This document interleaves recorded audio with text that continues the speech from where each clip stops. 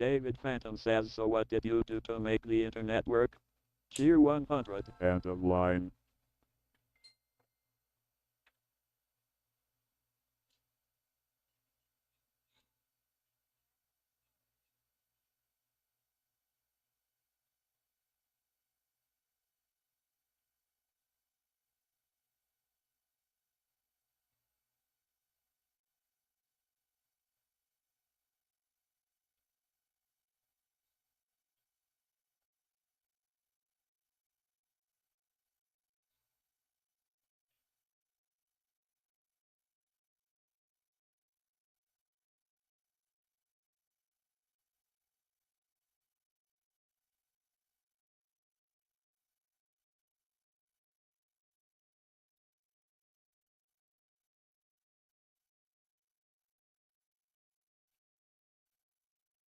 So, um, that is a professionally printed DIY custom e-reader card. This is not easy to make. So, here's the deal. Um, we are going to be looking at cards for the e-reader today. Literally just taking pictures of these cards is the only thing that I want to do today. So what I have is a massive stack of different types of printouts here. And we're immediately going to take half of these and put them in the no pile because they don't work at all. But these, I would like to do a little bit of autopsy on to figure out why they don't work. So that's the entirety of what we're trying to do today. So what we're going to be doing is taking a look at the cards with really close-up pictures. I haven't actually like done a real photo yet. That was just a test to make sure that we can do that. But yes, that's what we're doing. So first off here, David, thank you for the 100 bits from earlier. But yes, so I have a total of 3 cards that work out of, man, I don't even know. There's a lot of cards that did not pass the test. And I want to go over all that. So that is our primary objective for today. So yeah, 79 is probably lower than how many there actually are. uh so yeah. Is my mic turned on? Yes. It's that. Yeah, you heard tapping. That's on. Very that's what I can give you. On my end, I see it peeking into the yellow, so I don't want to try and increase it at all. Wait a minute. So on the server side, yeah, it's reaching into the yellow.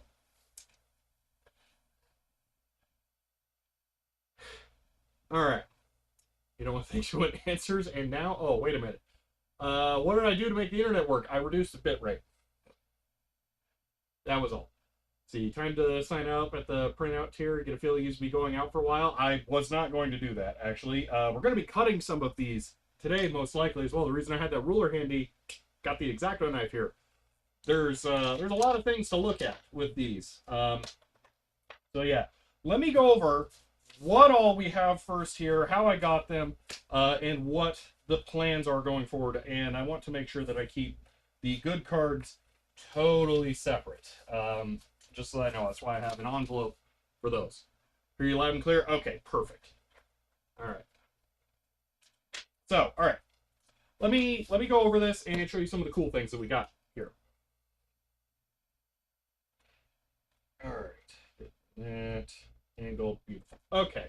So I'll start out with this. For those of you who may not be aware, it's the Game Boy Advance, and this cartridge is a Nintendo e-reader. I know some of you are probably so tired of this spiel, but we're not going to go through the whole thing, don't worry.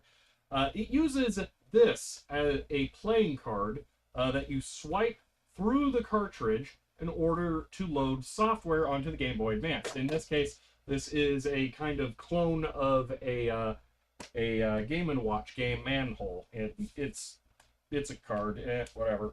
But what I have been trying to do is make my own homebrew cards. So we can actually take a look here. The top card is my own custom software. Now that card is designed to load system resources that are built into the cartridge and display them or show them somehow, just so that you can get an idea of what you can do development wise. So unfortunately, this one does not work. And yes, the logo, man, that would have been super duper cool. Let me go grab a different lens, and we can see why that one doesn't work. Yoink. One macro lens swap. I'm being nice and going away from this so I don't blind you all. Yoink. Here we go. Boop. Oh, I did anyway. All right. So that's the card. All right, I'm going to step down the aperture for a moment here. So, Real DRM was a printing tech all along? Kind of, yeah. So, if we get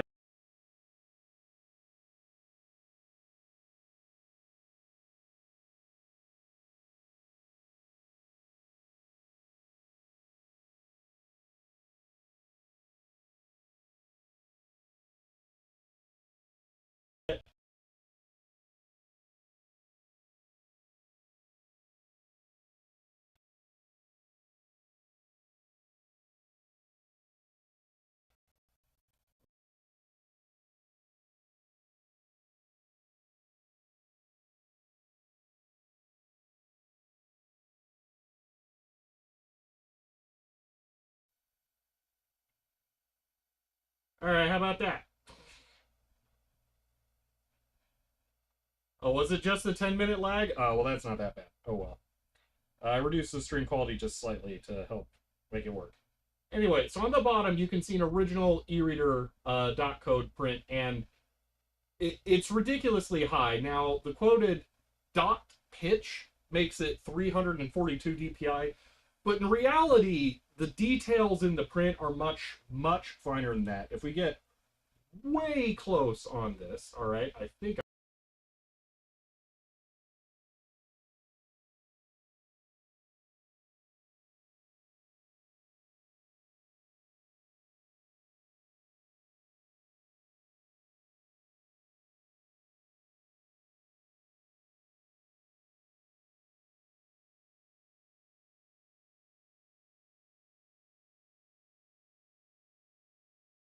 I can focus this close.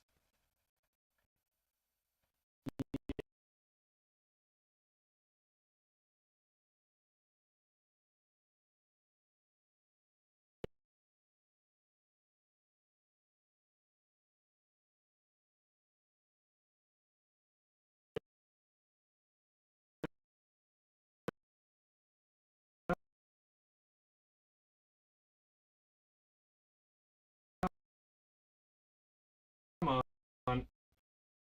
All right.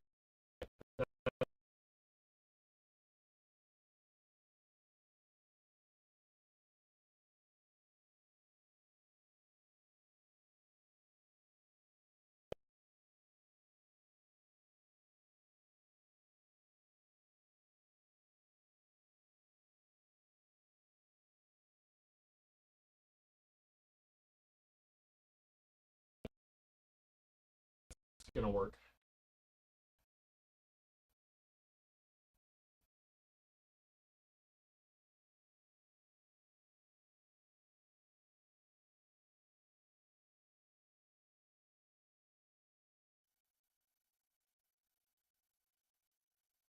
Okay.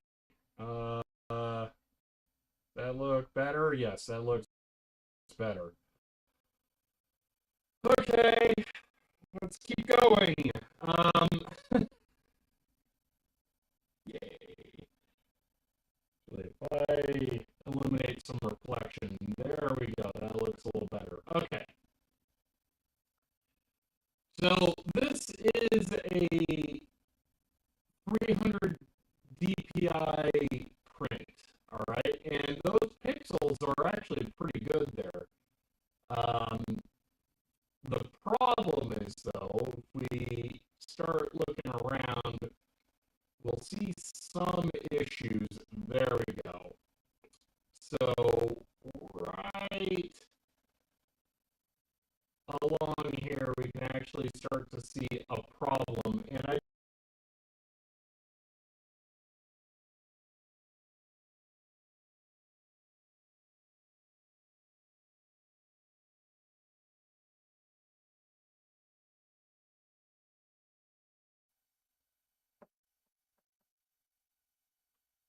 okay, how is that for sound? Let's just try and figure this out, I guess. I don't know. What do you want? How's sound? Audio's good? Okay. I restarted all this stuff this morning before we started the stream and tested it. I was getting 60 megabits down and 30 up. I don't know. Back. Okay. So if we take a more precise look at this, come on, oscilloscope probe. Okay, here we go. So, man, this thing is enormous compared to this. All right, you know what? I think we should just switch on over to the actual camera stuff before we really try to figure this stuff out in fine detail. Let me give you a high-level view, though. All right, let me go over what all we're looking at here. All right, so I mentioned the 342.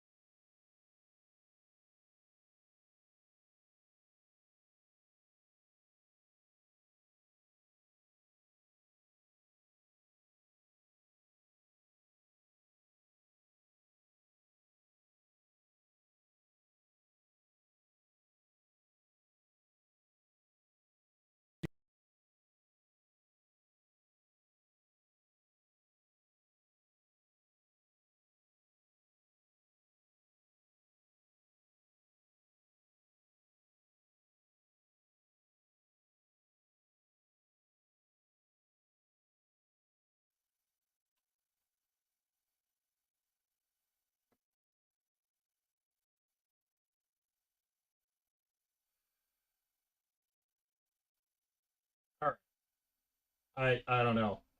There is nothing I can do. This is getting very frustrating. We are now all the way back down to the previous settings. All right. If it dies again, we're gonna go back to LTE. So I don't know. And yeah, that looks like it's still working. Okay. This is 720p 24 now, if I remember correctly. Video, well, 30, close enough. Whatever you see on your end is not real. Don't trust it. Okay. All right, and continuing on. What I have are 3 different thicknesses of print on 2 different kinds of material at 2 DPIs, all right? These are the 342 DPI ones. These don't count. So these are the ones that we are going to be looking at today, because the 342 DPI ones here, these just don't work because the printer couldn't handle it. Now, I should state here, actually, where these came from, and I just realized that camera is way too far off to the side. I'm going to go take care of that really quick. I don't know how that got bumped so much. There we go. That's much better.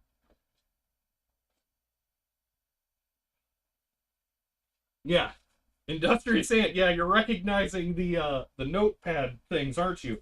Yes. So these were printed for me by whom you probably know as Nanoraptor, but Dana there is their name. So yes, they actually work at a printing place. They've alluded to that several times in their posts before, if you know who they are. And I was really hoping that they would be able to work with me on this, and they have been absolutely fantastic. So a huge shout out and thank you to them for that, because I don't think this would have been possible elsewise. No other printer place has been able to print these, and I know someone who's tried to get these printed through many other printer providers, specifically for playing cards even, and they just have had zero luck. So are these all the same? No. That's what I've been trying to talk about, but the stupid internet keeps dying. So we're going to try and cover that now, all right? So let's go over this. So we have three variations of print. One of these three are all the 300 DPI ones. These are the 342 DPIs, but as I showed you earlier, the printout on those just did not work. We would need a theoretical 2400 DPI printer to be able to actually print these. Now, the $30,000 Ryko printer that Dennis Job has for this stuff was not able to do it because it's weird. It may still actually be possible, and that's one of the things that I want to look at today is try and figure some stuff out. I am not rating it highly though, so we're going to try and just ignore the 342 DPIs. So we're going to go 300 DPI, which has the annoying side effect of removing the logo at the bottom left, but that's a worthwhile trade-off. The fact that it fits so nicely 300 DPI at all is kind of a miracle. They could have not fit onto real cards to begin with, but yes. So if you're dreaming of your games for over 20 years, well, I got good news for you. It's possible. I will be making a video about it eventually as well here. Okay, so we have three different types of printouts. The major difference between these is the paper stock, the thickness. So we have 190 GSM, 250 GSM, and 495 GSM. So the 495 ones are probably the closest to the original as far as the flex amount, but the problem is these are a synthetic card, and they're really thick for that. And this is, I believe, an actual measurement of the weight of it. So these are just not as dense as proper paper. The springiness feels about right, but they're just too thick. On my end, DZAC, it looks like the internet's still going, so I don't know.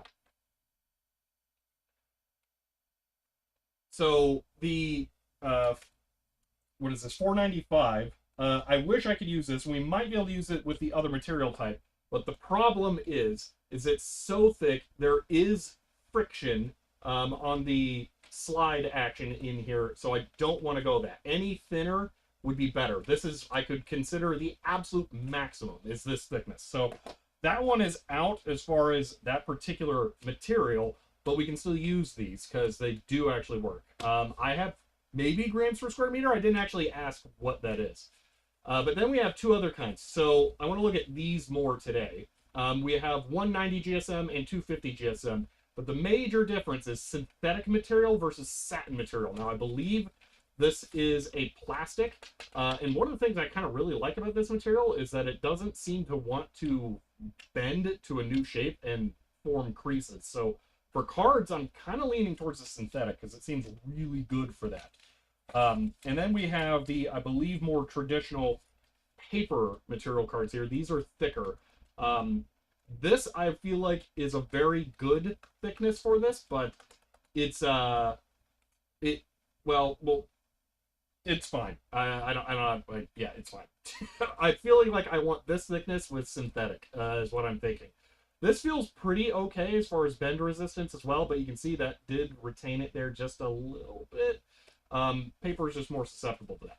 So that's the major difference between what we have here. DPI GSM just feels wrong written next to each other.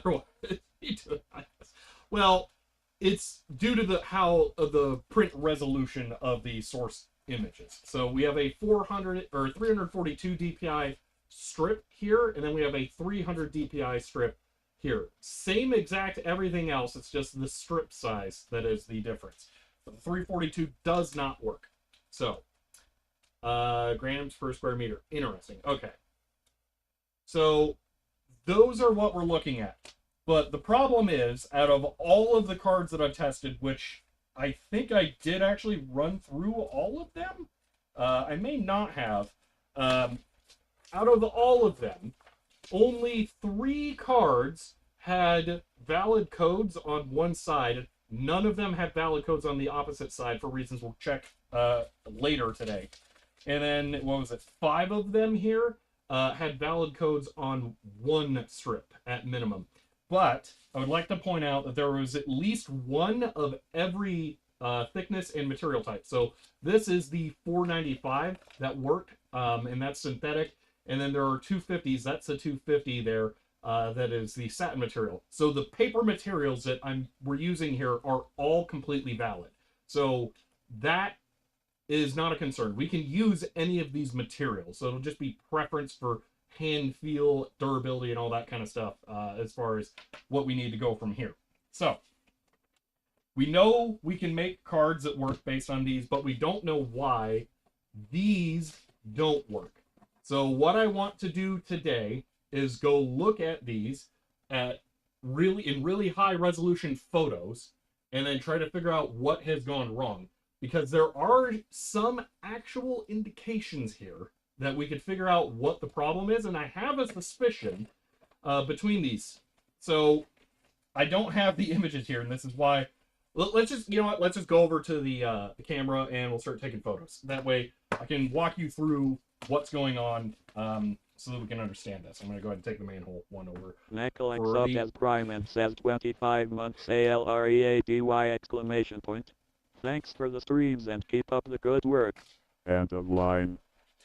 Nakalak, thank you for the, I believe that was 25 there. That's so many. 16, 8, 20, 25 months there of Prime sub. Thank you so much.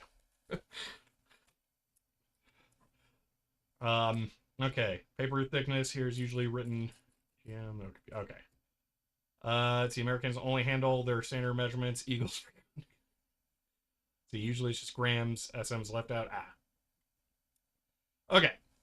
So I want to get a slightly better photo of one of these cards. This should be a bad card, if I remember correctly. I'm going to also flip the camera. I'm going to accidentally unplug power from the camera. One moment. Why is this? Oh, it's weird. Hold on. Someone didn't leave enough slack here. All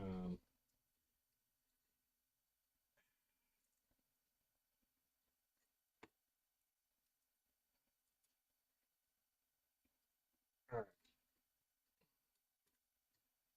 And now I can turn it off. On. Right? Oh, how about I plug it back in? That would be helpful. Okay.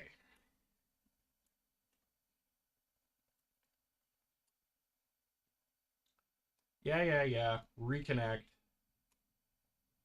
Okay. So here we go. Yes, I designed everything on here. So yes, these are my cards for the System Resource Viewer software that we worked on stream a while ago. Why is this so loose?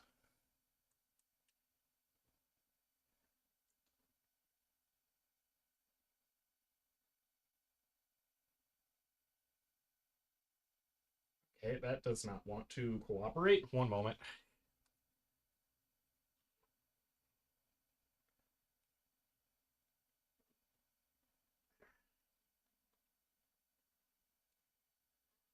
There. All right. So I'm trying to get the camera down lower and closer. So first off, let me demonstrate this.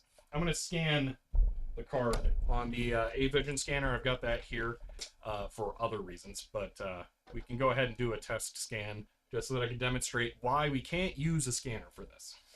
Which feels weird. A scanner is not good enough. We actually have to take photos of this stuff. So I'm going to pull that off here. All right.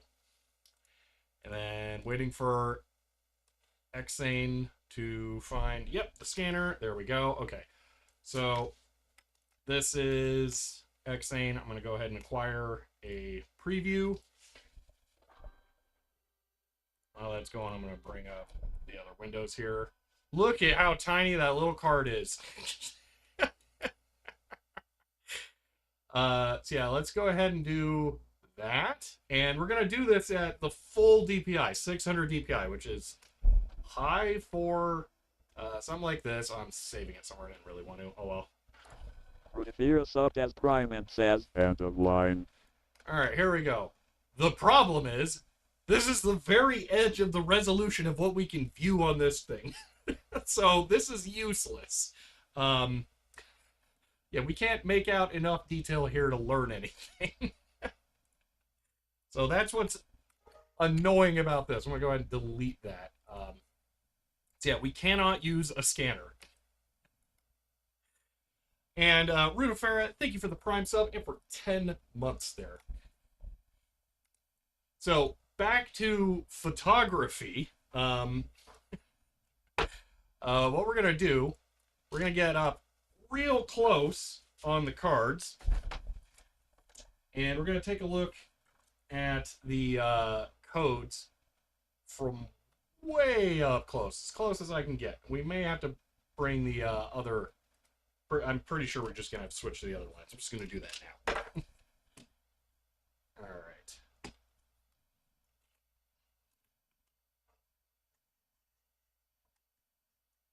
Come on.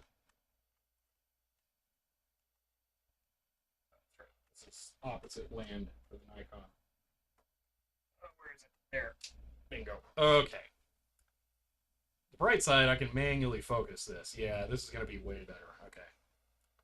We're going to get way up in there. Unfortunately, I don't have any light over here. I took all of my light panels home. So we're just going to have to rely on long exposures.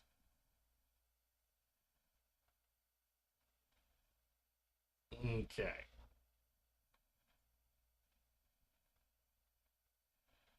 Oh, you know what? I have big lights. Let's just use one of those. Just blast it from the side. Why not?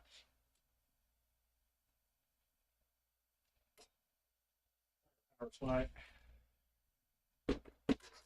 One moment.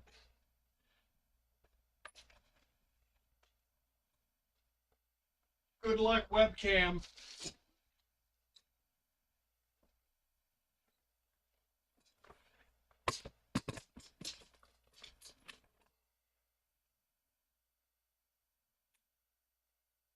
Hey, light. Okay. Now I can step down the aperture. I can see more of the yellow in there. Interesting.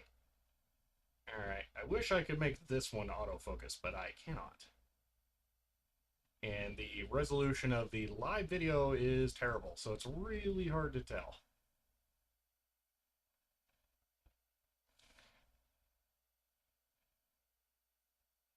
Alright, we're going to go with that.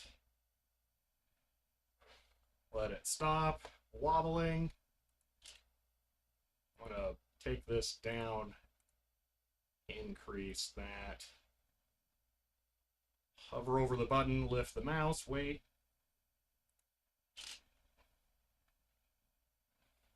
And you gonna send me the picture here? Why? Give me the picture. There we go. Okay. Perfect.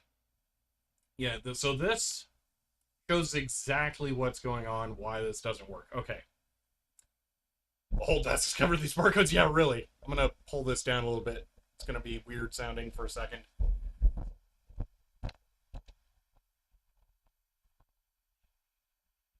All right, that should make the audio better. Okay. Actually, you know what? I'm going to bring it over even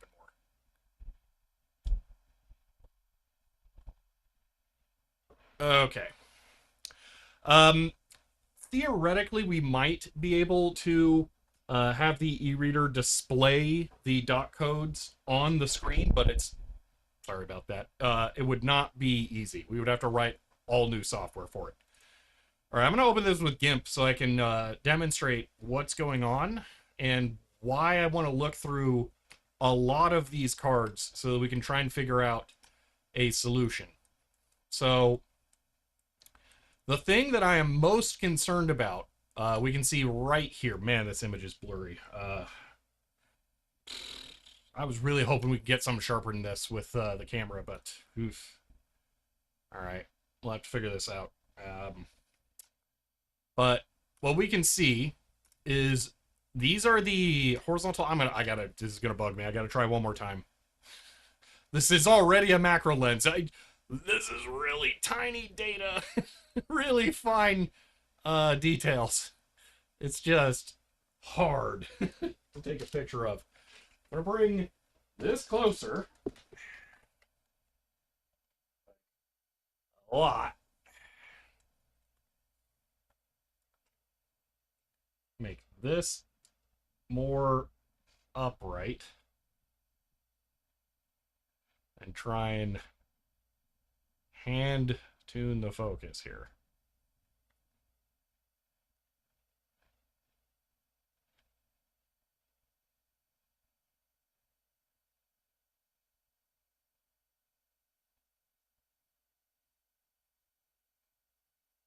Theoretically, this picture should be 6,000 pixels wide. So there should be a lot of resolution here relative to the card.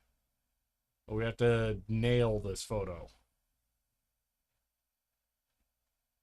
The white box is kind of terrible and not really helpful for the sizes that we're working with.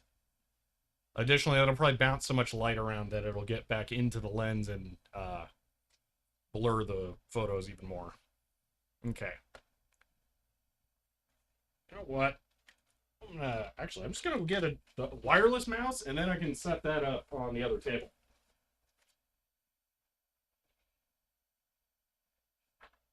Where did I put it? There it is. All right. Okay. Oh, that's really bad when me walking around makes it wiggle. I'm gonna use this mouse on the other table. Oh, yeah, you guys can't see the controls off to the side here. Now you kind of can. All right, I'm going to try that positioning. So I'm going to stop this. I would rather this be a much longer exposure. So I'm going to do this and this, and then give it a second here.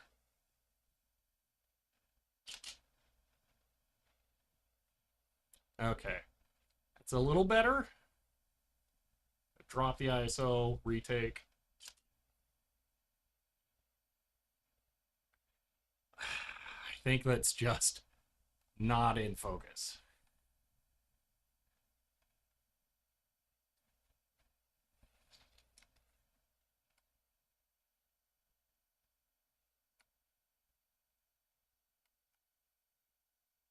Or is the print just that blurry? Maybe the print is just that blurry. That's not going to help if that's the case.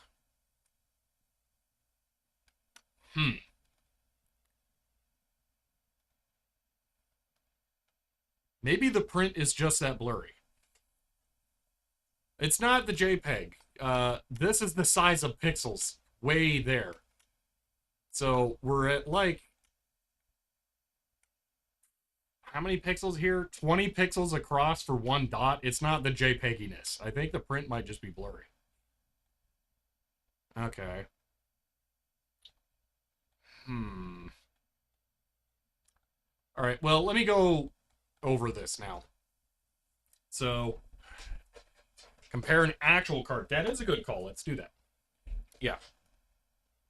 We can get that in the same shot, even. 10, 200.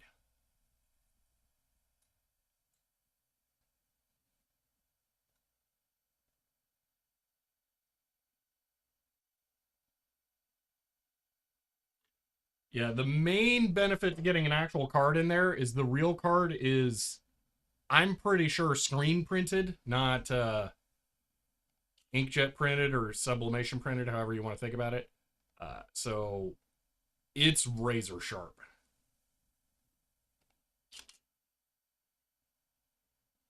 Holy moly. Yeah, okay, that's a difference.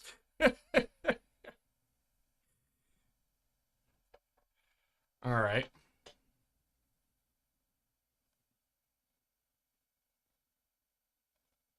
Can I fathom how hard to screen print at that size? I know. Look at that. That's crazy. Oh, they messed up right there. Bad Nintendo. That's still not perfect. I am manually focusing this lens though. That's the thing. I don't have an auto lens that can do this. That's not going to happen today. So this is as good as it gets, I think. The only other thing I could do is try to raise and lower the card, but I bet it's like less than the thickness of an SD card that I would have to do that. So they printed it by manipulating the molecules of the universe to make the card just spontaneously exist. Those are tiny dots, man. It's amazing how small the dots can be. That part is mind-blowing.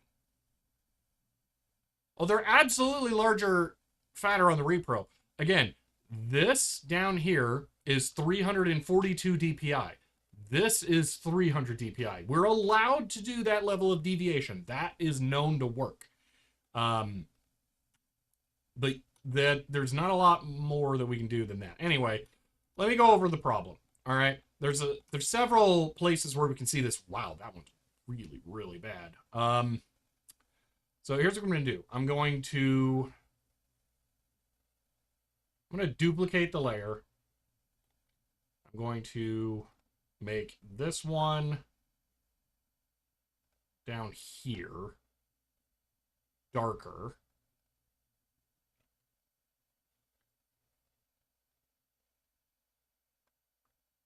And then we're going to work on this one after I add a layer mask.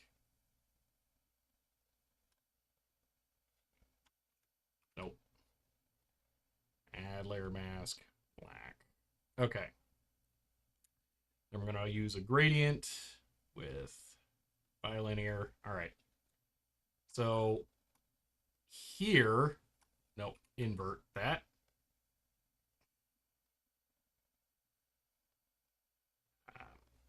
There. So this is an example of where this is a problem. So right there, we are just straight up missing a line of pixels because we should have one here underneath that alignment marking, one here underneath the space, and then one here underneath that alignment mark. The alignment marks are joined right here. So there is a column of data that's just missing right there. This is the problem, I believe, with the cards. So we can see this in multiple areas and in multiple different ways. So here, we have the same problem, but it didn't totally clobber it. What happened is it just, man, this method sucks. Sorry. You do this way.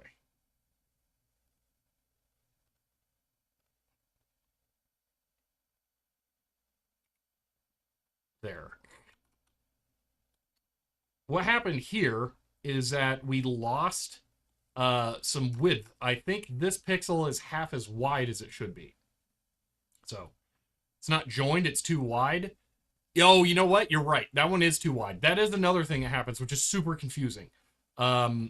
I think, yeah. So here's an example of one that's too short, where the gap is squished. But yes, you're right. That one is extra wide. That's what's going on there. The line with the active clock is missing the empty space joined. So this is supposed to be extra wide if you're wondering about that. So, yeah, the dot spacing is not regular. Now, I want to point out this is not a clock line. I don't believe that's how this works. I believe the way that the e-reader sees the data is that it looks through a window and it sees effectively one square at a time. We've opened this before, we've seen the little glass window, and it's a regular video camera, not a barcode reader. So these horizontal alignment pixels are not to try and line up a stripe, which we can just think through that it can't be that because there are no alignments for the pixels in between the giant dots. The way I believe that it works, all right, is I think that the e-reader is trying to line up the 4 big alignment dots, all right? I believe it looks for those, and then it measures the lines in between and uses that to figure out where the grid of data that it's trying to read is. That is how I believe the decoding works for this. Watcher, hello. Since first time here. So. Spaukin subbed as tier 1 and says 2 years. DOS sauce. End of line. Spooky, thank you for the tier 1 sub and for 24. That's those 24 months. Thank you so much, Spooky. No, I can't plot it. I don't care what the resolution of the plotter claims to be. The wobble of the ball in the pen is not going to work. You're not going to be able to plot this. Additionally, think about how unreliable dots are on a plotter, like putting it down without moving it, and then think about how many dots there are on here. It is not going to happen. You are never going to plot this. Why does that keep popping up? Every time I press Control, that's popping up. Why?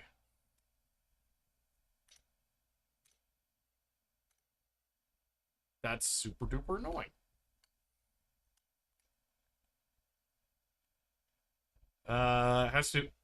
Had better be a global shutter. I mean, it's just a digital sensor, I assume. Perhaps falls vertical, holds it. Yeah, I don't know. Just KD things. Yeah, I've never seen that before. So is this card print good enough to be recognized by the reader? So there is error correction and redundancy. That's driving me insane. I have no idea how to fix that.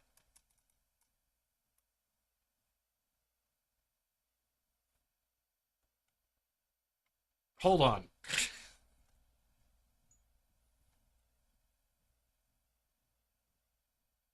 All right.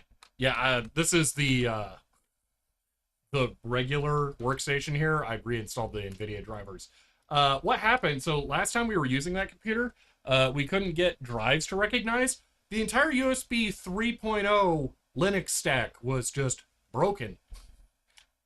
There we go. Solved.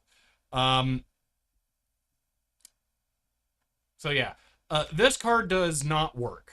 So I'll say that. Let's look at a card that does work and see if we can identify any of those issues. Okay, non-working card over there.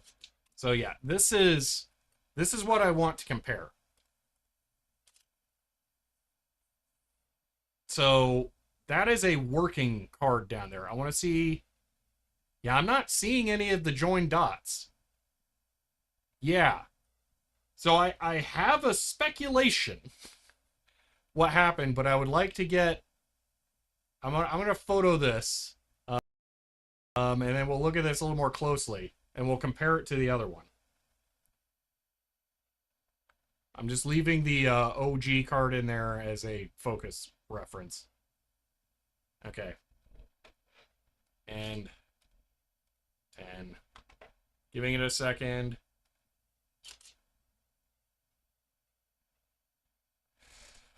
See, for much smoother curve of the large circles in the Nintendo card, they are printed significantly higher resolution. They are not. I've covered this so many times. Yes. Let me explain this one more time, okay? Hold on. Let me explain this in less than 1 minute, and you guys clip it, okay? That's the goal. All right, here we go. 1 minute. All right.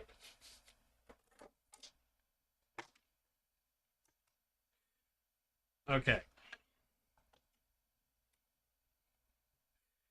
And start. Okay, on the bottom here, we have an official Nintendo e-reader card, and you can see that the circles on here are perfect circles, and that the dots not only are the 342 dot pitch, effectively, they're discrete and not connected. Up here, we have a 300 DPI inkjet printer, I think, printout that is also legible to the e-reader.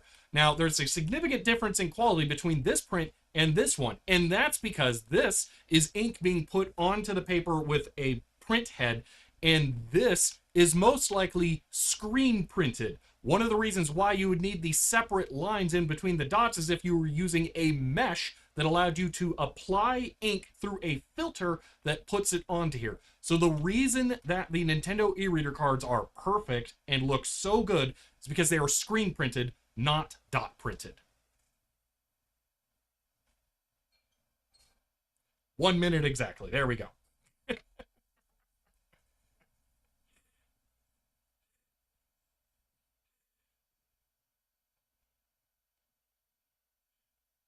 Okay.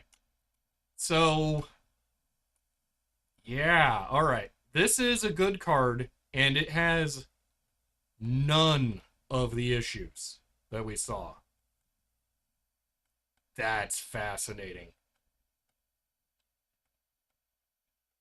Yeah, so Lanesy's got my suspicion here, and this is why we're gonna have to look over all of the cards. All right.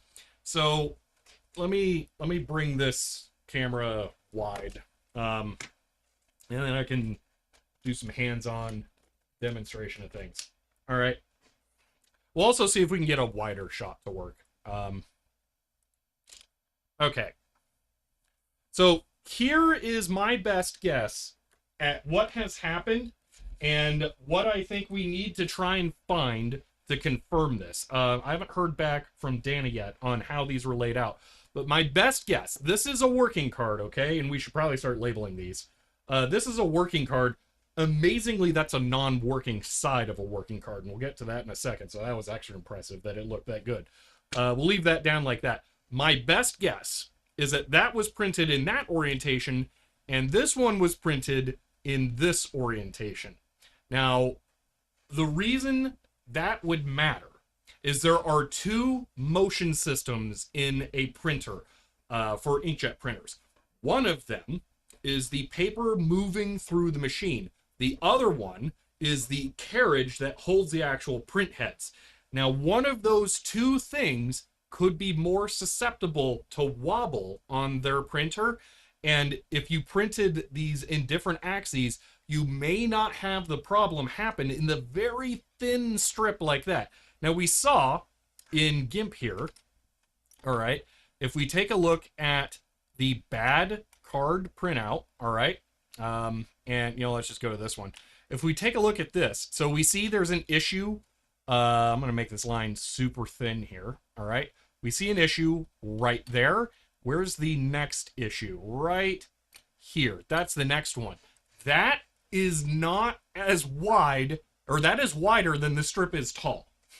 So if this whole image was printed rotated, what's the command for that? Like this, then it may have fit in between the two imprecision points and actually printed cleanly. And I'm wondering if that's what's happened with this one. Because, again, I don't see any of the vertical errors. Now, one of the things I want to look for here, and why we're going to start taking pictures of like every single one of these cards, is I want to see if there are any that have the error horizontally only.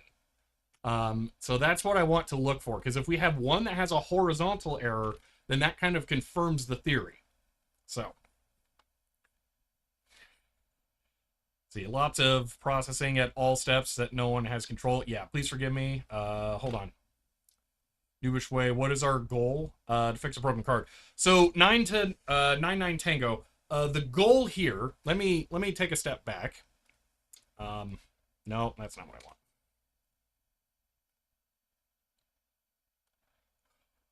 the goal here is this. Da, da, da, da.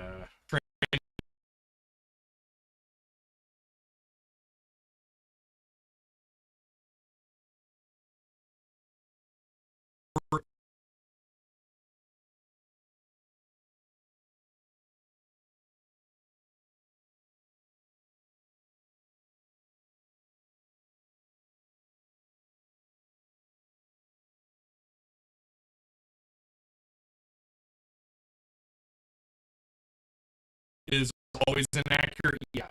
So this is really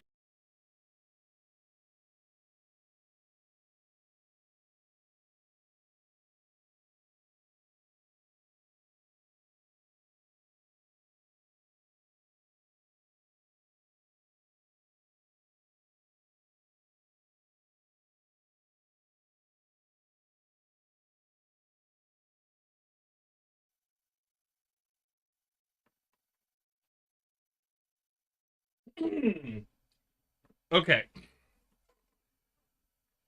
Going over this again here really quick. The goal is to be able to make this game that I'm making a real set of cards that you can buy. I am planning on trying to sell these. And then you can play a new game made in 2024 through homebrew methods on a real e-reader. But we need to be able to make the cards, which is really hard. So that's the goal. I want to make this game on real cards that exist physically that other people can buy. That's the goal. So that's why we're going through all this trouble, is that I've spent now months on the game. And I would like to make it so, you know, when you buy cards, they work. So that's the objective. All right. So yeah, this is a good card. I have no idea what the yellow dots are. I could ask them. I would be surprised if they're identification dots, maybe. But this is like a professional grade printer. So I would be surprised if it's that. Do you ask them to print them in both orientations? So I didn't actually inquire about the page layout until I got the cards. And I told them I was going to take higher resolution photos today, so that we could do some diagnostics on this stuff. So that's what we're trying to do right now. So yeah. Let's see. Anti-counterfeit, maybe. I mean, this feels weird for this level of printer. Professional printers see the most anti-counterfeiting. Well, it's a good thing that we know that it can take that then. So, huh. But yeah, this is not a home printer. This is, I forget what it is. It's some kind of Ryko fancy pants, like module based printer that you can spec out with different steps and stuff. It's ridiculous. So anyway, let's see if we can take a photo of a whole card all at once. This is the working card. You know what? Do I have post-it notes here? Let me see if I have adhesive back post-its. I think Helen Croft might have given me some.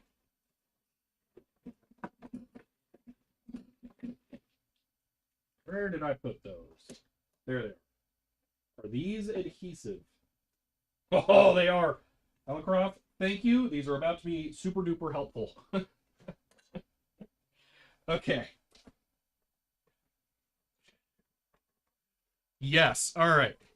So we're about to label the cards, and then we can start doing more photos and stuff. So we're gonna make some labels here. Just, I guess I'm using the camera pass through as a webcam for the moment. All right. This is way more than I need, so I'm going to cut these in half as I go along. So I'm going to call this good. These are all 190s, I believe. Yeah. Those are all 190s. That's just a complete coincidence that that was what worked. But yeah, so those are good. And I'm going to call this... let's call the 190s A. And And then we definitely have many, so 01. We are going to put these stickers on the other side for the photography. So yeah, oh yeah, let me explain that. So I mentioned that there was only one valid side of the cards, and let's see if you guys can guess why. So let's see, can I focus this? Yeah, they're close enough. All right, so only this side was good on every single card. This side was not. Um, no, everything is rotated correctly. Uh, the problem is the barcode alignment. Some of these ones scanned along this edge, but on this side, this gap is much, much too big. So what I'm guessing is they were aligned for the cut, which, by the way, the rounded cut here is really awesome. All right, these are great. I really like these. I mean, these ones are too thin, the 190s, but we learned. So yeah, it's the cut position. So yeah, there's an offset on the different sides of the print, and this side was used to do the alignment. So the top code on this side with the thicker edge doesn't work. So we might actually try cutting that if we have time today, or we may drag this on more this weekend. I don't know. But yeah, none of those work. So if we cut it, they might be good on these cards still. So that's a worthwhile test. But we're gonna focus on this side with the cut. Now that doesn't actually matter because when we print real cards, assuming that we can get this down so that they print reliably, I don't really want codes on the back. So that doesn't matter because I'm not gonna put extra codes on the back and then have a misalignment, tell the users they gotta cut them. That no. So we're not doing that. So I'm going to put all these on the front with the good side for alignment, and then we'll use that. So we're going to call this good. A will be for the 190s. So I'm going to write A on there. We'll make the 250s B, and then the 495s C. All right. That's a bad 190, but that's a thing. Okay, so good A1. I'm gonna only cut these in half. That way I can add more data later if I need to. So, let's see. Although the issues we're running into is why inkjet printing is just not adequate for money printing. Yeah. So this is good. A2 cut.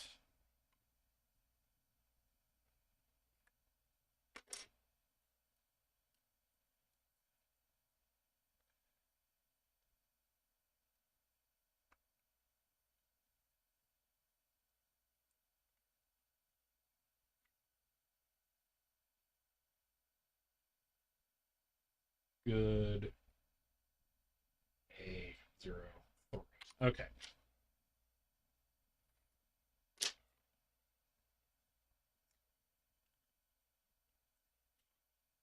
Some thick note paper.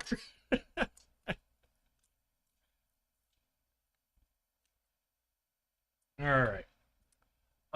Marion, if you're asking about the top and bottom of the card, yes, there is actual code data there. And on some of these, it works. Others, it doesn't. And we're trying to discern what the physical characteristics what physical characteristics are different between the ones that work and the ones that don't. That's the objective for today. It's to document and determine that. Okay.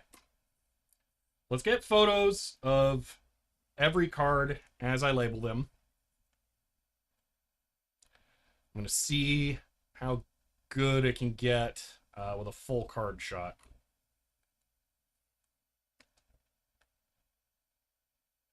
That's not bad.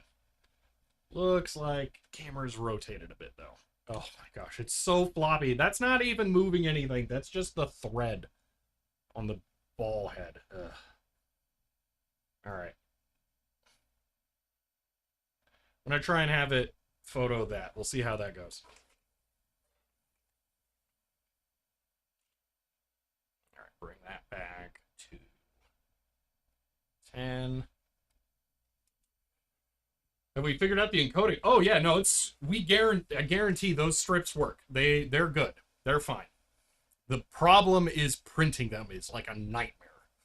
So, and that was actually figured out 20 years ago by Tim S. I don't know how to pronounce your last name here. If you're here, my apologies. Okay, that's way too bright. I'm gonna bump up that. Um, so the code, oh, set code on your Mosaic table. Yeah, table is mildly a problem. All right. That's still bad. I think F11 is the sweet spot on this lens, so I don't want to go lower than that. All right.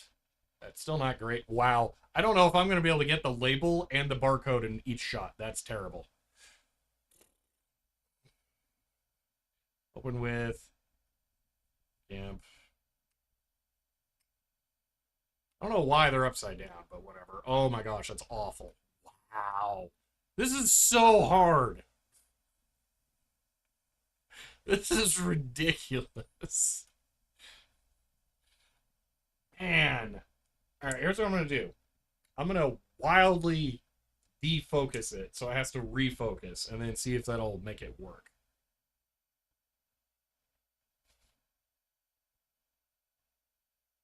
No, it's Sir Citizen, it is absolutely possible. It 100% is possible.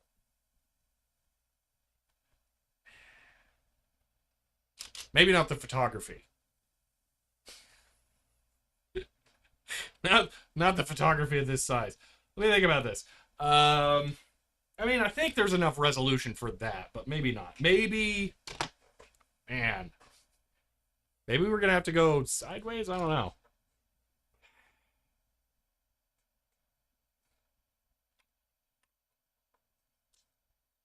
Maybe I gotta get these like really far down, and then I write it nice and tiny.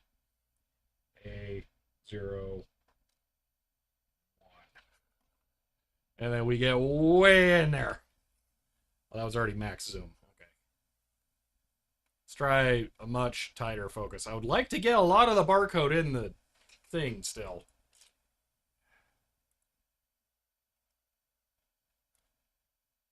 Yeah, now we have the problem of it's not in focus because there's nothing to focus on. Hold on.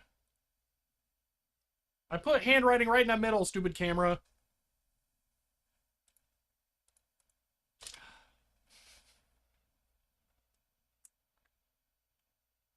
There, you got it right there. Oh, you know what? That's too close.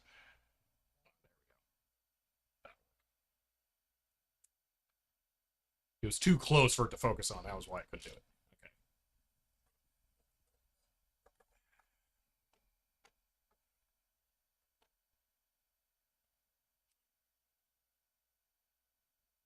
Okay. Okay. Definitely need to brighten it. We'll take this back up to F8.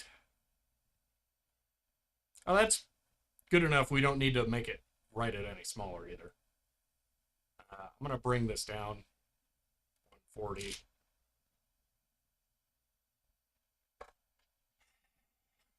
Yeah, I don't. Oh, man.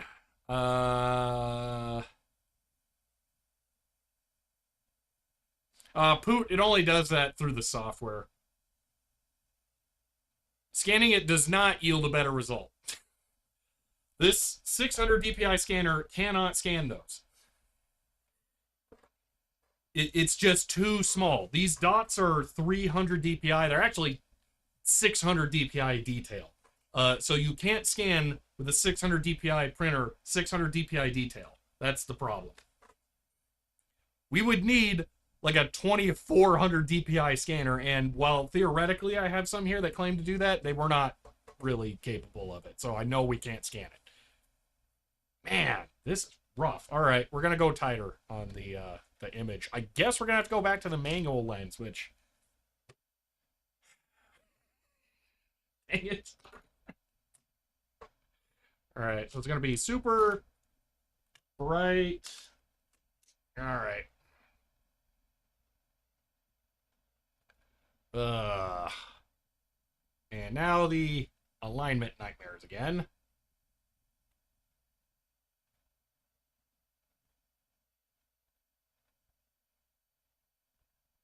The visual enlarger is too low resolution for what I want. That's the problem.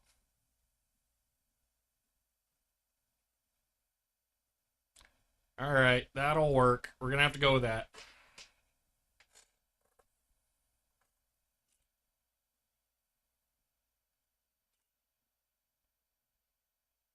Bingo. All right, but let's make it brighter. 425.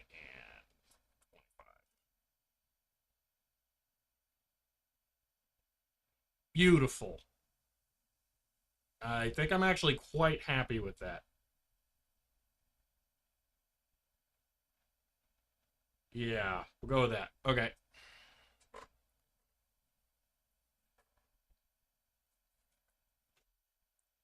Reading the e-reader sensor basically, excuse me, only shows up if it's valid or not. It's not high enough resolution to actually capture this. He'd invest in scanning electron microscope, yeah. All right. Phone does get this QR code, yeah. I'm gonna open this in GIMP just to verify that I'm happy with that, and then I'm gonna not touch a single thing.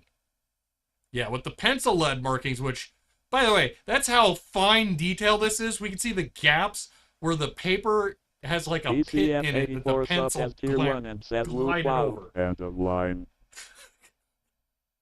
The details of the print are the size of gaps in pencil lead. That's how bad this is.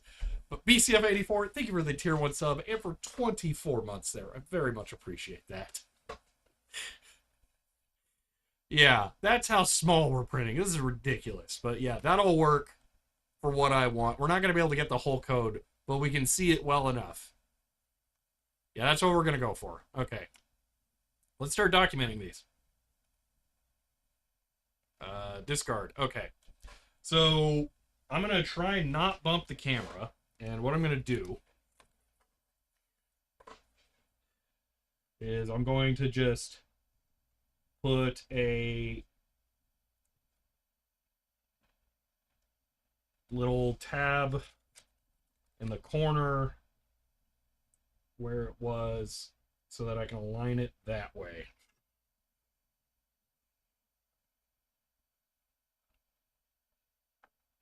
Okay.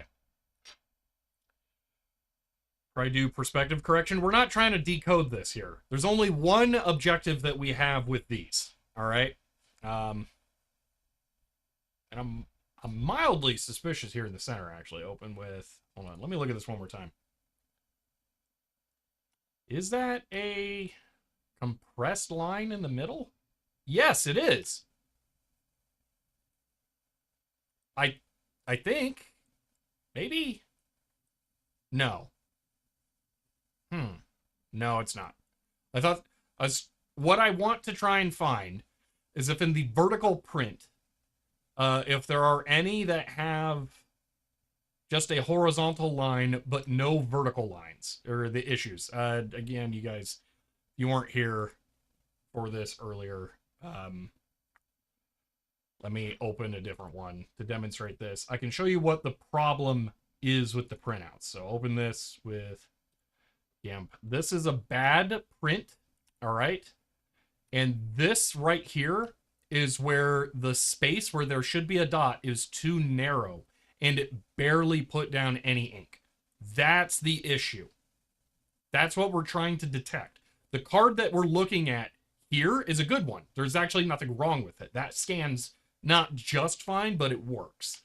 So this is an example of a valid print. Now, there are some issues. Like we can see, there's like a hollow space, a void in that pixel. Not a lot we can do about that. That'll be the expected print yield issues. But that's fine. As long as we can print with this level of alignment, I'm happy. And then I'll just order overhead for the yield fails. So, yeah. What I want to do now is I want to go through and photograph a lot more cards. So here's what I'm going to do. I'm going to rewrite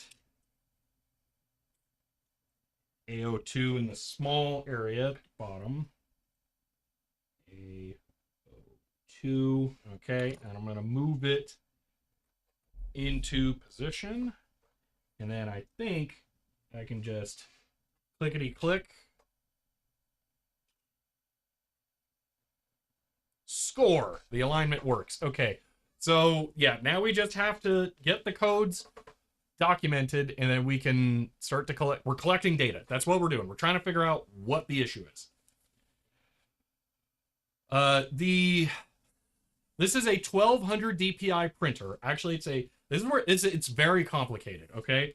The printer that printed these cards has a maximum physical resolution of 2400 DPI.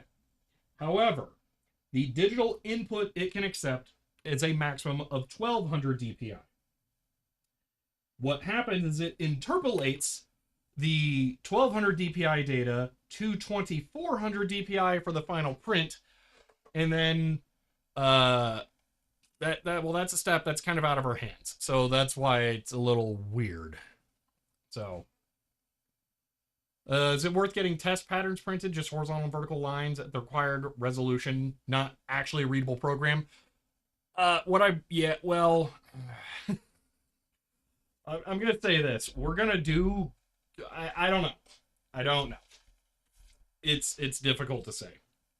Now, these ones only one strip printed good on, and I think these ones are the more interesting ones to test. So give me a second. I want to figure out which codes read and which ones didn't, and I want to take pictures of both on all of these. So this is going to be more annoying. Yeah, a dot in printing is different than a pixel. Yes. Same print defects are not visible in color parts of the card. It doesn't work that way.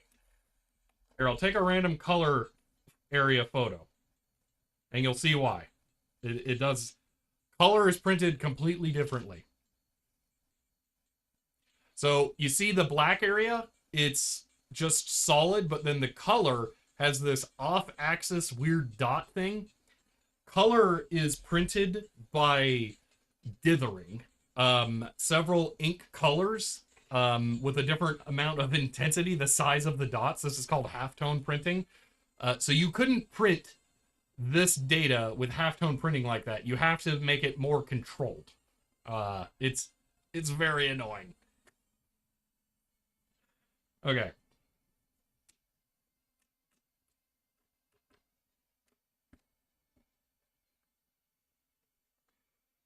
All right. Now, I just want to see which sides worked and which sides didn't on these. All right, so that side worked. So bottom and fail.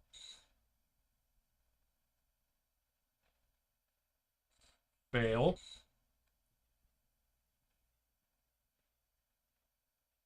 Fail. Perfect. Okay. So I'm going to get a label. All right. Just going to cut it in half now.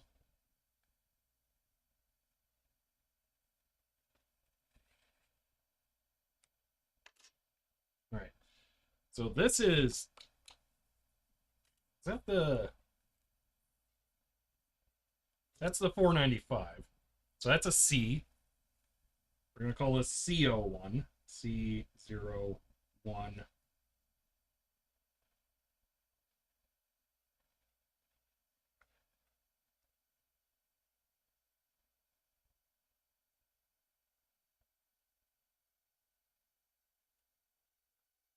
Okay. I'm going to take two pictures, one of the good side and one of the bad side, and I want to compare. And if I'm right, we're going to see a horizontal issue on the top side. That's the number one thing I want to see.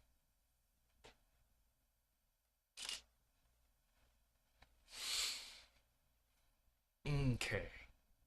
yep, that all looks good there.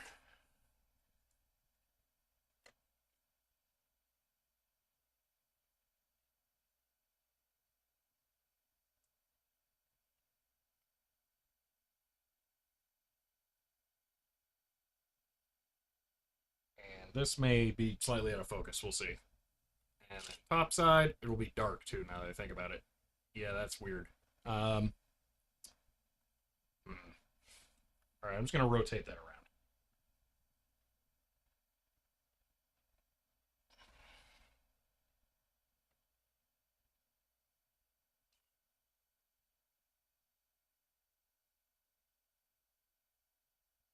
Okay. People have cloned the printouts using home printers. It's a pain in the butt.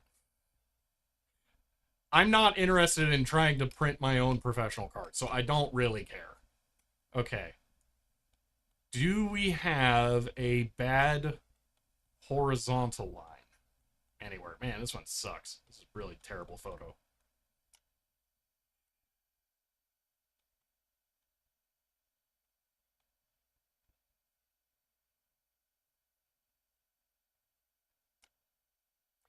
All right, Marion, I don't know if you just like missed a bunch of streams. It's not your fault. Here, let me bring up an image to explain this. Oh my gosh, Paul, you're right. Wait. That's the line that got squished. It is a horizontal issue. The sync line got squished. That's hilarious. Okay, so confirmed, squished horizontal line. Okay. I think it's an axis problem. I think some of these were printed horizontally, and we got a squish line that way, versus vertically, and they got squish lines the other way, but the horizontal ones are much more robust. Oh my gosh, this is it. This is the problem. That's gotta be it. Oh, that's wonderful. That's really good news. Now, there's another potential here. I have yeah, hold on. Let me bring up some stuff. Actually, you know what? I'll bring up the data for this card.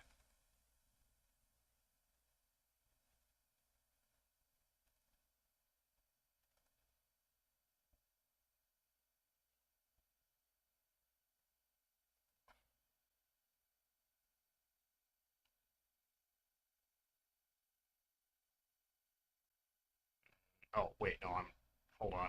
My brain is not doing the things.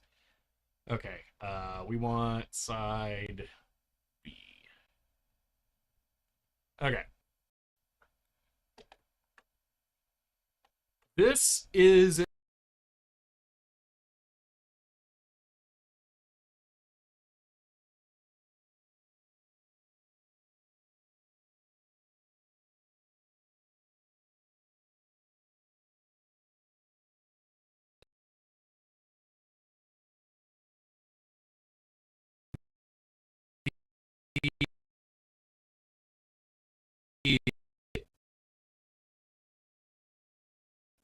exact.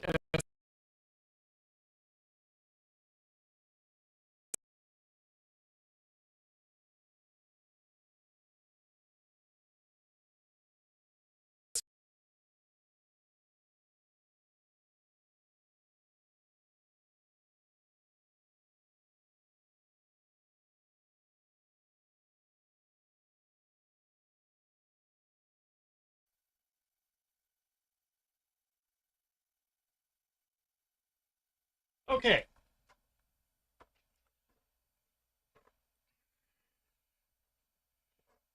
This is the raw SVG I sent to get this card made. So to answer the question here, I made these barcodes. So these are codes I generated to produce this card. I wrote the software that's in the code and everything. So from the ground up, this is custom made. All right. So yeah, it's entirely possible to recreate this. Now, here's the thing, and one of the potential things that has caused the issue with this. So these are bitmap files that are embedded in this. And I tried my best to calculate the size, the x, well, actually, it's this, the width and the height of these bitmaps to go to the printer for this. Now, I discussed with Dana replacing these with vectors that were embedded into the SVG later instead. Um, but it didn't end up. I think that didn't end up happening. So these are what was printed. Now I'm not sure if this size is correct. That might be the issue. I might have these slightly off, but part of the problem is if I say add a 5 here, it's gonna round it. I can't. Well, actually, it saved it, but then it didn't visually represent it. That's horrible. So it will only show 3 digits. This is the problem, okay? So I'm not able to specify the size as accurately as I wanted here. So I'm not 100% sure if these are totally correct. Um, so it's possible that this did not get sized correctly. This may be my fault, okay? Long story short, I need to figure out a way of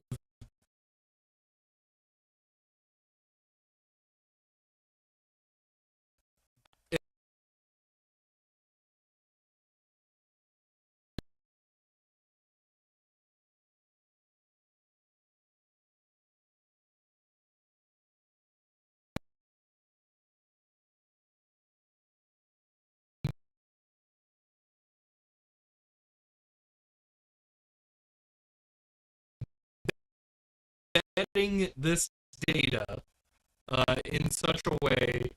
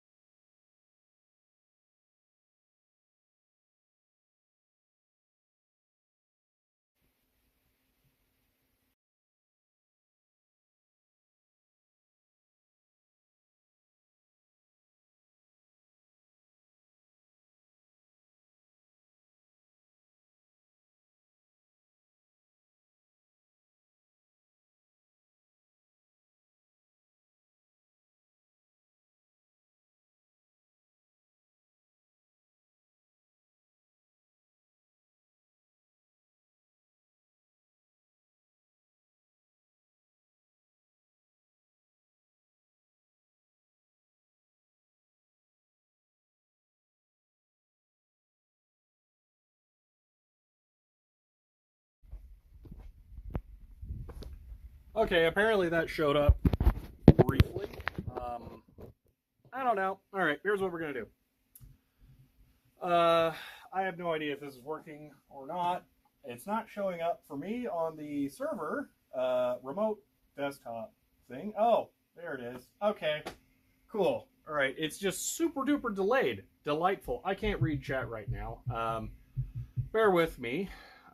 This is the phone, and what I'm trying to do is put T-Mobile back as the main internet service here. And by T-Mobile, I mean the other LTE, whatever nonsense.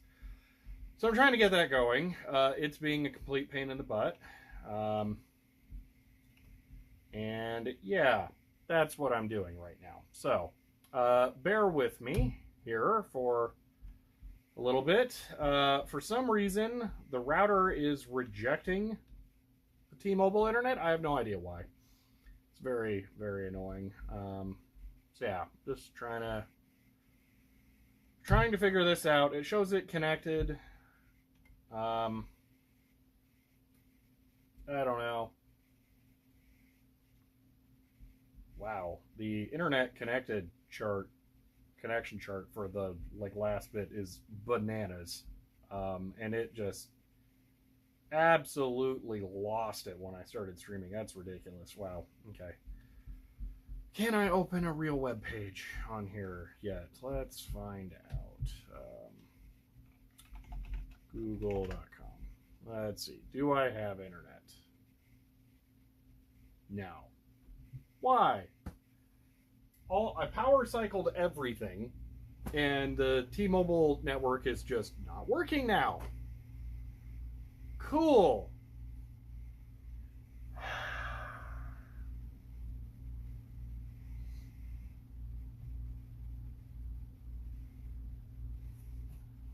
Yeah, okay.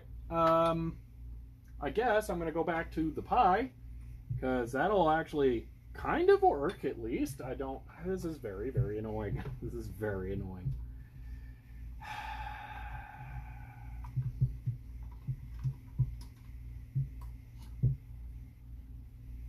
Alright, that's the Pi back as the main WAN. And now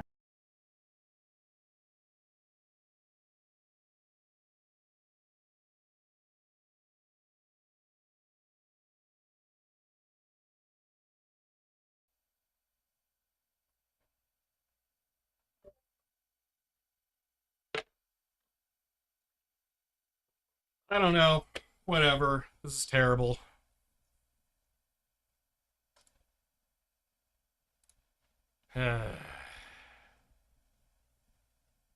Oh, yeah, Helen Croft, you're right. That's a problem. That's really a problem. Yay. All right. Okay. That's okay, whatever. I think we've figured out the problem. But I would like to get more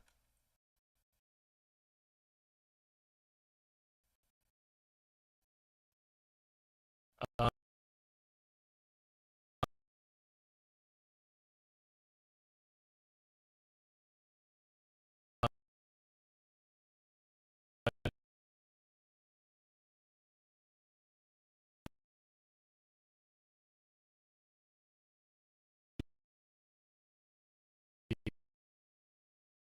detail. So we're going to continue this. I'm going to slowly. Oh my gosh.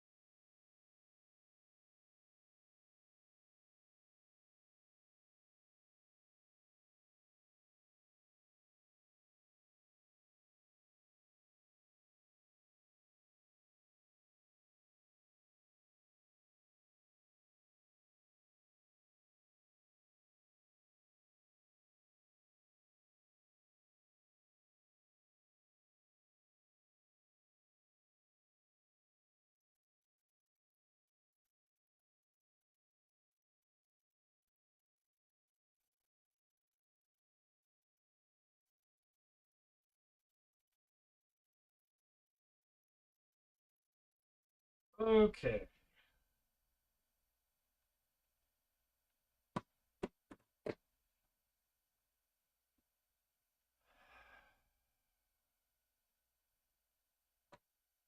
Let's see if changing over to the thing works. All right, is just switching from one view to another going to crash the stream? Let's find out. It looks like not. So it's completely unrelated. Okay.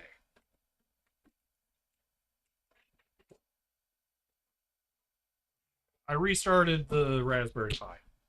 So it's as good as we're getting. All right.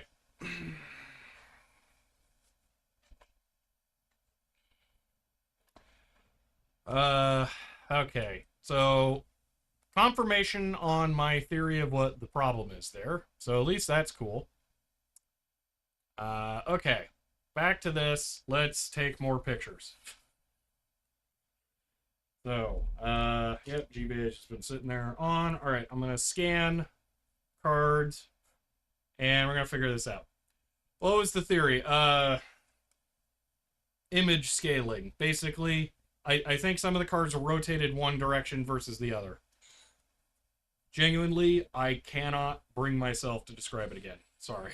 I really can't.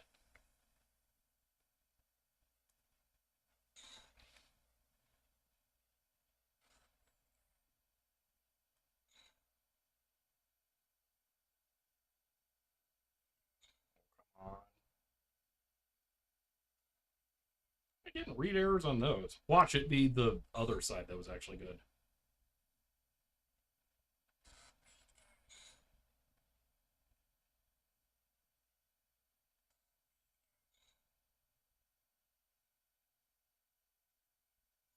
There we go. Finally. Jeez. Okay. Well, now I'm extra curious to scan that one. Or photo that one.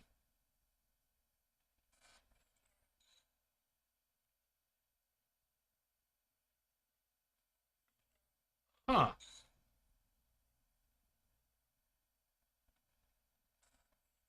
Interesting. Okay. So we're going to call this one. This is a 250. This will be B01. And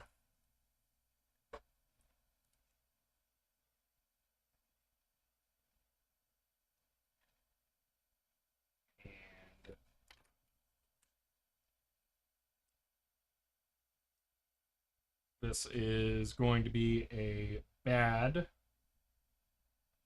photo. I wonder if the camera's in position still.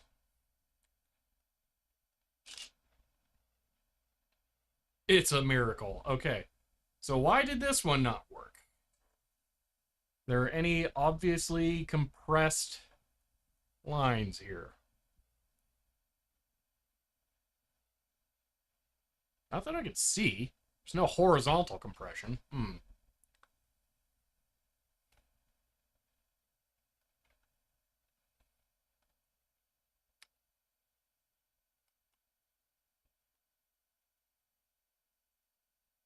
I don't know why that one didn't work. That's not a good sign for print yield.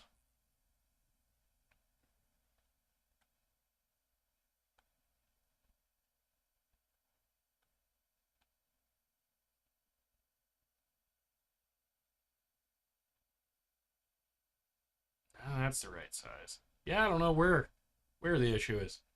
I'm gonna guess there's something missing somewhere though, horizontally.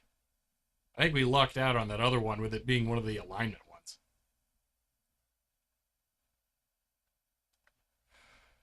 ones. Yin, these are basically commercially produced super high quality cards.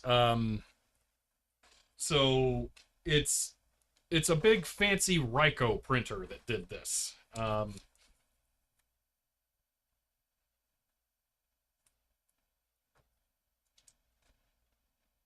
It's not just your standard consumer printer. But the problem is It literally, oh, we can tell which one is failed there for sure. Yep, that's another, whatever the alignment lines thing is. Yes.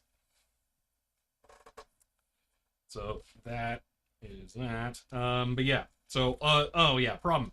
It's in Australia. That's where it is. That's where the printer is. So, um, yeah, I can't exactly go there and just like trial and error stuff.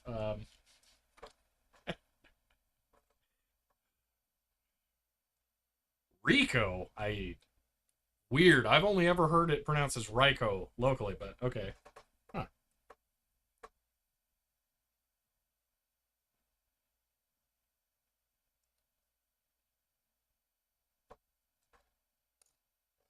All right. So this was a good print or a good line.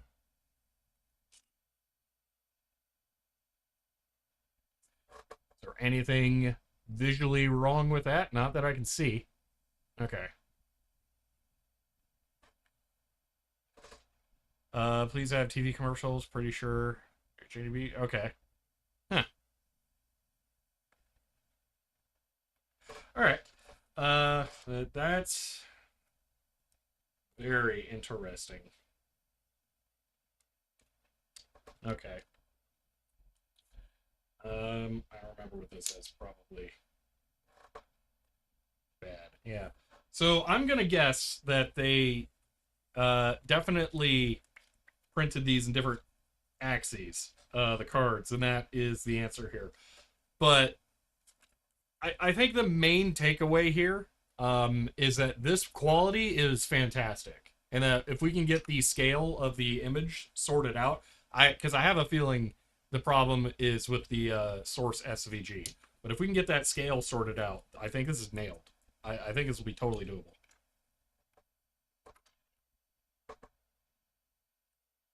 All right, let me test this card. This feels like a B. Um, feel the C. Oh yeah, that's definitely B. Okay. So the next card is a 250 GSM gram card, however you want to think about it. I don't know which strips on it are not good. Let's find out.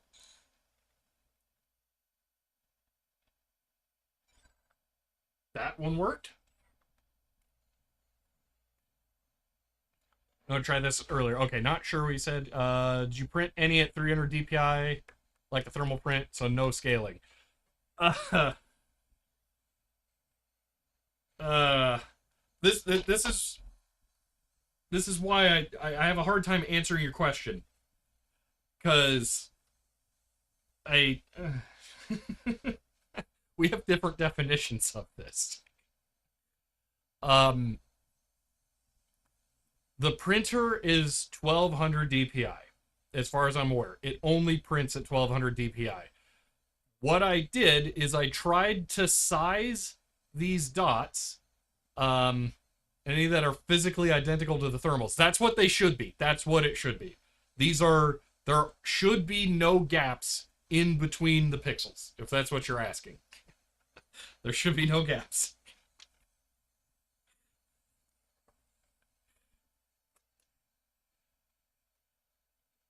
Yin, I don't want to try and open the SVG because apparently that just wrecks everything when I change like visually too many things. Um, with this 100%, yeah. So Justin, this is where it gets really difficult. Okay, so it's a bitmap file embedded in an SVG. All right, and I can't just, at least in the software I have, Inkscape, I couldn't just set a DPI for the rasterized image embedded inside of the SVG. So I sized the printout based on the amount of pixels in the bitmap file to try to be the exact correct size for 300 DPI. So I actually counted the number of pixels, did the math, sized the image for that to print it. So I did, Yin. I did. I don't know what you're asking there yet. This is why this is all a nightmare. It is impossible to communicate any of this.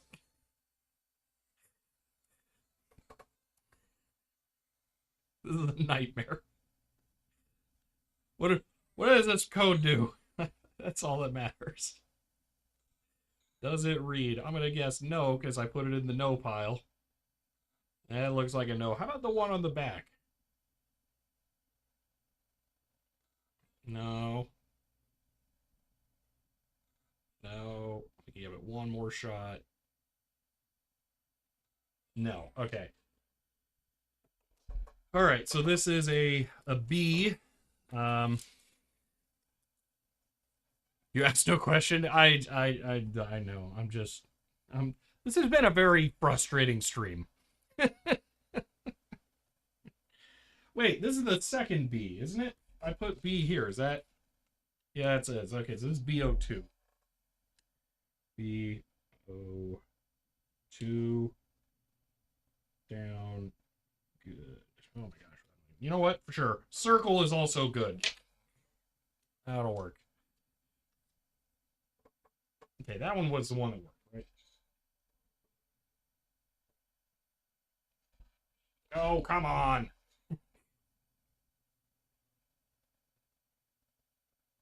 There we go. Yeah, I know it's already scanned. Okay, photo time. The good news is that the errors happen consistently enough that I don't need to photo the whole thing. All right.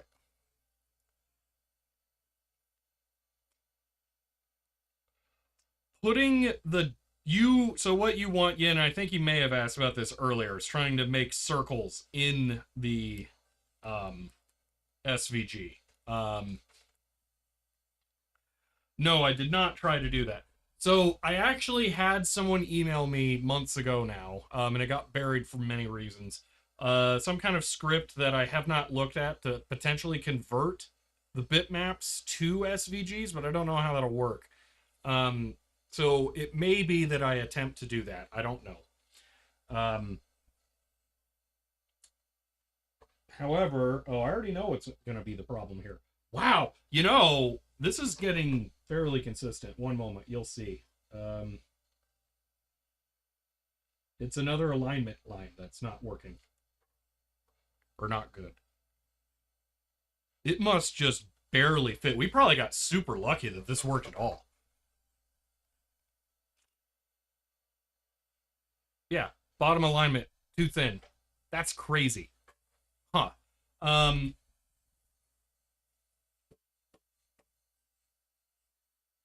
Yeah, trying to convert a bitmap into an SVG is a nightmare. That's basically it. So, yeah. Upload the bitmap, see if good friends at Adobe can convert it. I mean, they're on GitHub. You can just get these SVG files. They're committed to the repo. So you can get those. I think the actual bitmaps for these exact .code strips are there. So you can just go look for that. And then you can compare them to these printouts. That was why I did that, because this is a reference material to me. So if you want to go compare these, you can. Okay. I think this is a bad 190 or a bad A. Yeah, I didn't want to try converting bitmap to SVG. That sounds like a nightmare.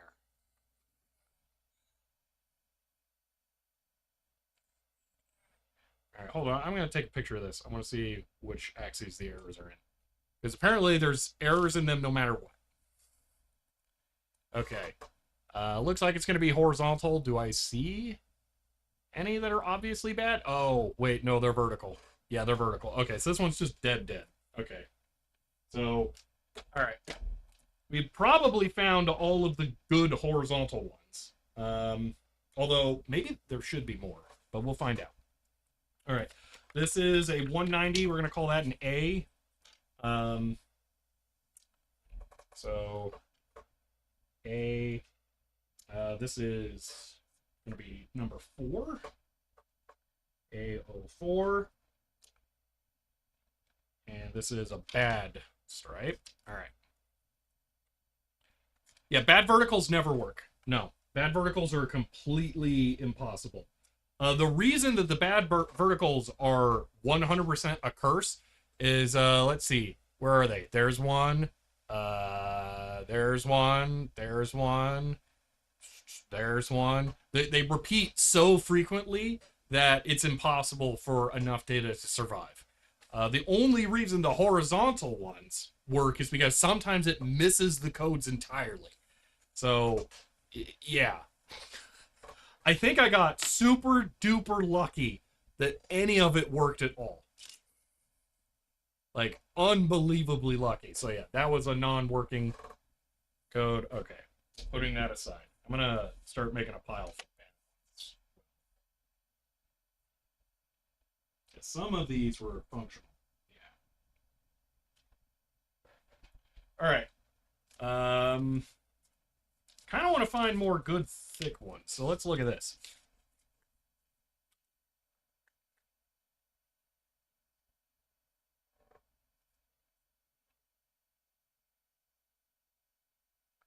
All right, that's all of the... Oh, hold on. Let's photo this.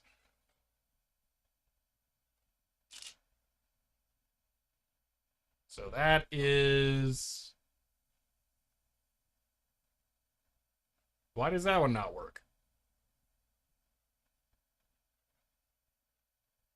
That one looks like one that would be horizontal. Think thoughts are getting lost in translation to English. Idea would be skip bitmaps altogether. Just make a script that would take your code, convert it, not convert it bitmap directly to SVG. Oh. Personally, I would rather not rewrite the bitmap generation code. I would rather treat the bitmap as a binary source of ones and zeros and read that pixel by pixel and then manually convert it. I would rather do that. It is doable to do it your way. And there is the software that does this conversion is open source. You can find it. If you go to my e-reader repo, you'll find a link to where it is. So, yeah. Is it even going to be possible to achieve useful yield?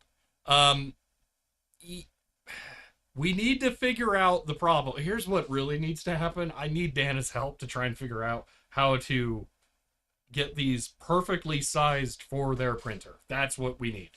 The answer might be to do what Yin is saying and create dots that are sized per the file to be perfectly correct. So yeah, I don't know. I don't know why that bottom one wouldn't scan. Oh, it does scan. That's hilarious. The image looked perfect. Like, why wouldn't it scan? Oh, it does scan. Okay. That's a fourth one that scans like that. Is there a bad alignment line? Yes, there are ovals up there. That's hilarious. So if one works and the other doesn't, then it just barely misses. Man. Isn't there a thin horizontal line? Yeah, the thin horizontal line does exist, but it's on the top. So, you're right, just not in the way you thought.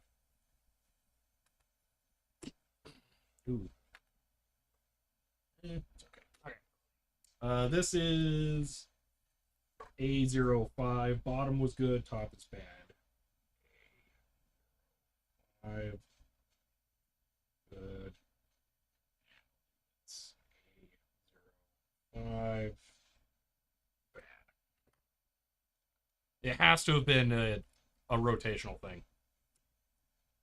That's the only thing I can think of. But here's a critical piece of information. We have not seen a single card that had issues in both axes. I was really afraid that we would find that, but no.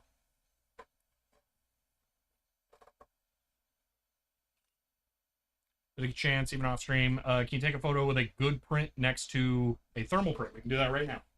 I have everything here to do that.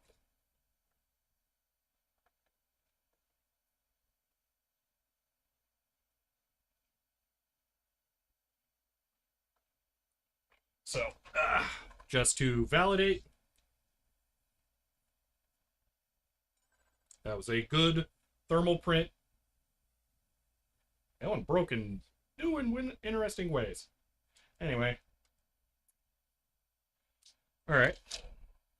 I can put that above.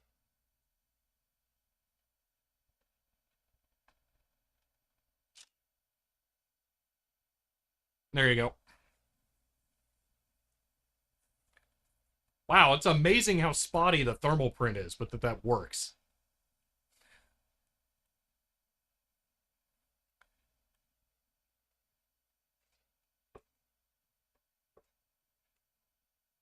Comparatively, the ink print looks way better.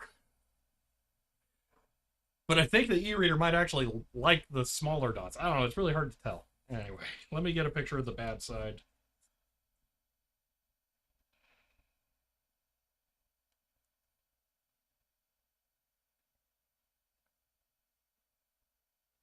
Alignment must matter more than anything. Maybe? I don't know. So that's the bad side, and yeah, you can see the bottom. We have a squished alignment line.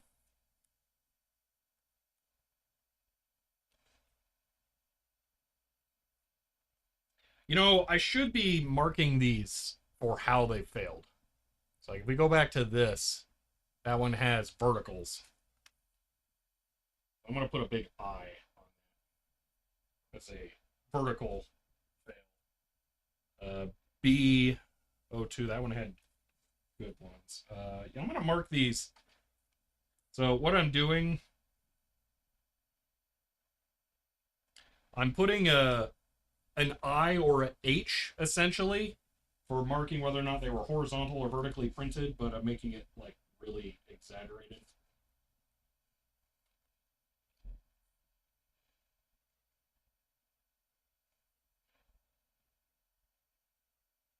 Any that have any good so far have been horizontally printed.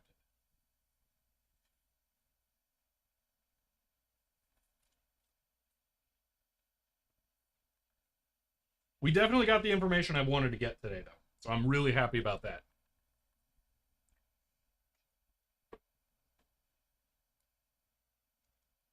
Oh, we are out of time for today. Okay. Let's take a picture of one random bad card, because I got one more half strip, and see. So this is a 495. Let's see what this looks like.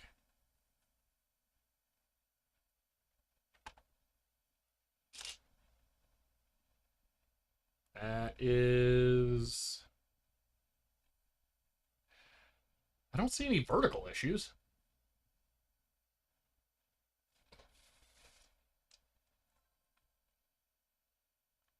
Watch that one work at random. Oh, no, there's vertical issues. There's one right there. Okay, never mind. Vertical. What remains then to be 10%? I'm not sure what you mean.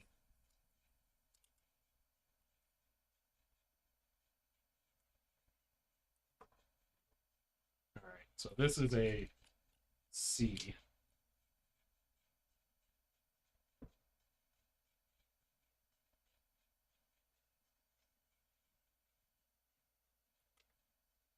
Yeah, I wish I'd been taking the horizontal versus vertical line photos the whole time, but oh well. Yeah. So, all right. I'm going to call that good enough. Those photos definitely enlightened me to exactly the information that I wanted. I'm really happy with that. All right. Wait, first I'm going to do this. Close.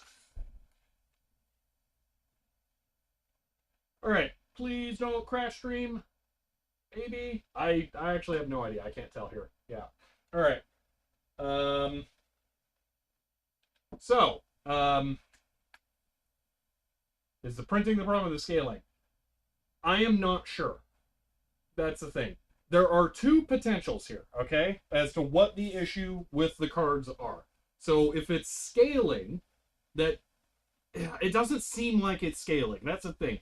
if it's scaling, then I think you would see the pattern repeat more frequently. If it's a printer issue, though, then there's nothing we can do about it, which is not going to be good. So hopefully it's scaling. I don't know. What we're going to have to do is I'm going to have to do another batch of these. This... Oh, man. How can we do this? Huh. How do we test this? This is going to be a problem. Maybe I have to... Maybe I must make SVG only cards with no bitmap for the dot code in there. Clean the printer. It's not. I don't think it's a cleaning problem. My suspicion is that either the vertical or the horizontal axis on the printer, one of those two, has a very small problem in that the print movement is not perfect in one axis. That's my guess, and that the cards were printed in two different ways. That's what I'm thinking. Is that some of them were printed vertically and some of them were printed horizontally. So, well, so 9 Tango, what I need to do is I need to make like new card art that is test cards only and that states print this vertically, print this horizontally, and then inspect them. But I would really like to do it to a way where they can validate it there. Because it was not a quick process to get these for many reasons. So, yeah, I would like to try and figure out tests that they can run there for this. So, yeah. Backlash, that's kind of what it is. You could think of it as backlash, yeah. Now, if it's scaling, scaling's actually the better problem. Because I can solve scaling, and then it can print perfectly. So, I actually hope it's scaling, but I don't know. I think one... No. I was going to say maybe I can look at issues between the ink layers to see like, oh, is there the same line on the black layer versus like the green layer, but they were probably different passes entirely because I think they're layered on top of each other for halftone. So yeah, that doesn't work. So yeah, but all right, we're gonna have to wrap this up. So all right, running the outro. All right, sorry for the issues with the stream. I have no idea what the problem was. Kind of seems to have settled out here in the last third. I don't know. I'm gonna restart the stuff tomorrow morning before stream. We'll see what happens. I have no idea. We're gonna try the leech Wi-Fi again. Still, I don't know. It's very, very annoying. But yeah. All right. We're going to call that here for now. So, if you enjoyed this stream, you may want to follow to be notified when I go live again next. If you want to help support the channel, get a shirt like this one, or find me on Patreon. But for now, that's it. And I will see you next time.